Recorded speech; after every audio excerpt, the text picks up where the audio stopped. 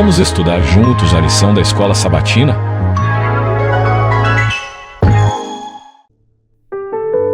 Lição 7. Fundamentos proféticos. Verso para memorizar. Depois disto, ouvi a voz do Senhor que dizia: A quem enviarei?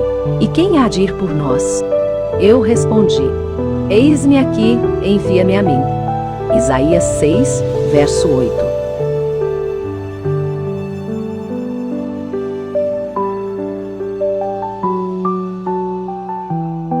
Quinta-feira, 15 de maio de 2025. A queda de Lúcifer. Olá, amigos. Como estão vocês? O meu desejo é que todos estejam bem. Que nesta hora se sintam abraçados e protegidos pelo nosso querido Pai Celeste.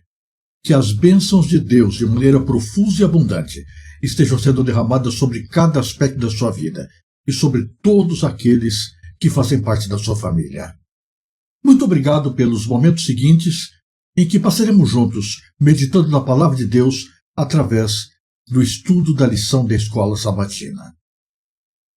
A queda de Satanás do céu é descrita em Isaías 14, versos 12 a 14, e também em Ezequiel 28, versos 12 a 18.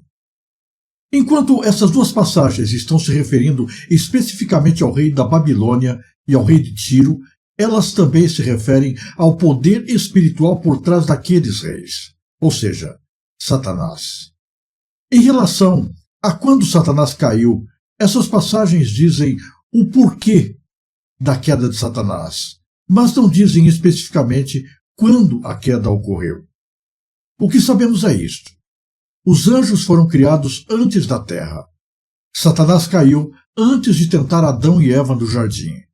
A queda de Satanás, portanto, deve ter ocorrido depois dos anjos terem sido criados e antes da tentação de Adão e Eva lá no Jardim do Éden. Quer a sua queda tenha ocorrido alguns minutos, algumas horas ou alguns dias antes de tentar Adão e Eva no jardim, a Bíblia não diz especificamente. Não podemos compreender o fato de que algum dia Lúcifer já ocupou a posição de querubim da guarda ao lado do trono de Deus. Uma de suas funções era revelar a glória de Deus ao universo. Mas, em vez disso, ele começou a se concentrar em sua própria glória, e não na glória do Criador. Para ser mais preciso, ele começou a imaginar que não estava recebendo toda a honra que merecia. Satanás foi outrora um honrado anjo no céu, o primeiro depois de Cristo. Seu semblante, como o dos outros anjos, era suave e exprimia felicidade. Sua forma era perfeita, seu porte nobre e majestoso. Mas quando Deus disse a seu filho: façamos o homem à nossa imagem, Satanás teve ciúmes de Jesus. Ele desejava ser consultado sobre a formação do homem, e porque não o foi, encheu-se de inveja, de ciúmes e de ódio. Até então, todo o céu tinha estado em ordem, harmonia e perfeita sujeição ao governo de Deus. Foi o pecado máximo rebelar-se contra a sua ordem e contra a sua vontade. Todo o céu parecia agora estar em comoção. Satanás, ambicionando exaltar-se a si mesmo e não desejando submeter-se à autoridade de Jesus, fazia insinuações contra o governo de Deus.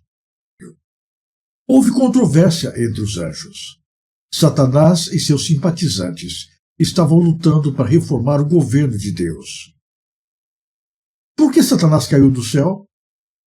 Satanás caiu do céu por causa do seu orgulho. Ele queria ser Deus, não seu servo.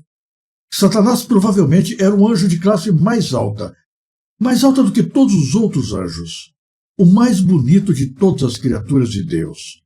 Mas não estava contente com aquilo que tinha. Não estava satisfeito com a sua posição. Ao invés, Satanás queria ser como Deus, para expulsar Deus de seu trono. Satanás queria ser Deus, e é interessante notar que foi exatamente isso que ele usou para tentar Adão e Eva lá no Jardim do Éden. Todo o exército celestial foi convocado para comparecer perante o Pai, a fim de que cada caso ficasse decidido. Aqui ficou decidido que Satanás seria expulso do céu, com todos os anjos que a ele se haviam unido em rebelião. Houve então guerra no céu. Anjos se empenharam em batalha. Satanás desejava derrotar o Filho de Deus e os que estavam submissos à sua vontade. Mas os anjos bons e leais prevaleceram, e Satanás com os seus seguidores foi expulso do céu. Como Satanás caiu do céu? Na verdade, uma queda não é uma descrição correta. Seria mais correto dizer que Deus expulsou Satanás do céu. Lúcifer foi lançado fora do Monte Santo de Deus, enquanto os redimidos estão no Monte Sião com o Cordeiro, de acordo com Apocalipse 14, verso 1. Lúcifer estava no Éden. A raça humana também esteve lá. Mas, em contraste com o destino de Satanás, ela está sendo restaurada ao paraíso por meio de Jesus Cristo. O céu triunfará, pois as vagas deixadas pela queda de Satanás e de seus anjos serão preenchidas pelos redimidos do Senhor. Os salvos estarão no céu, somente por causa do Evangelho. De fato, o tema do Evangelho, a redenção, é encontrado de maneira bastante expressiva na cena da sala do trono. Por exemplo, os anjos proclamam: digno és de pegar o livro e de quebrar os selos, porque foste morto e com o teu sangue compraste para Deus os que procedem de toda tribo, língua, povo e nação. Que descrição do Evangelho! A morte de Jesus pela redenção da humanidade. Observe também que essa linguagem reflete a mensagem do primeiro anjo de Apocalipse 14, que nos chama a pregar o Evangelho eterno aos que habitam na terra e a cada nação, tribo, língua e povo. Que representação poderosa do que Cristo fez pelo mundo! Não há um ser humano em toda a história da terra por quem Jesus Cristo não tenha morrido. É preciso somente conhecer essa verdade e decidir aceitá-la. Que nesse dia o nosso coração esteja totalmente aberto para que Cristo entre e reine poderosamente em nós, completando em nossa vida a obra da redenção. E que a nossa vida seja para contar aos outros as maravilhas que Jesus Cristo fez e ainda faz por cada um de nós. Se você gostou deste vídeo, ajude a divulgá-lo.